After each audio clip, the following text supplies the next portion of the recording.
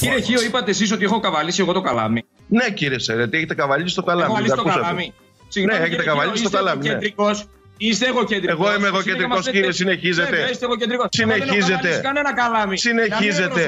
Μα γιατί γίνεται τόσος ντόρος για ένα απλό καλάμι? Σήμερα λέμε κάποιος ότι καβάλισε το καλάμι για έναν υπερόπτη. Παλιά όμως είχε άλλη έννοια. Από πού προήλθε λοιπόν αυτή η φράση που χρησιμοποιούμε σήμερα? Ο Πλούταρχος μας δίνει την ιστορία του Αγισιλάου και μας λέει ότι ο Αγισίλαος, ο βασιλιάς της Σπάρτης, αγαπούσε πολύ τα παιδιά του και για να τα διασκεδάσει πήρε ένα καλάμι και έκανε την αναπαράσταση του καβαλάει ένα άλλο. Ένας φίλος του τον είδε και γέλασε μαζί του. Εκείνος τον έβαλε να υποσχεθεί να μην μιλήσει, λέγοντας τη φράση «Μη μιλήσεις αν δεν γίνεις γονιός κι εσύ». Ο φίλος του βέβαια τον αγνόησε και το είπε σε όλους και έγινε περίγελος. Με τον καιρό αυτή η φράση άλλαξε και το νόημα. Οπότε έχουμε τώρα πια καβάλισε το καλάμι για έναν υπερφύαλο, όπου νομίζει ότι καβαλάει άλογο, αλλά στην ουσία καβαλάει ένα απλό καλάμι.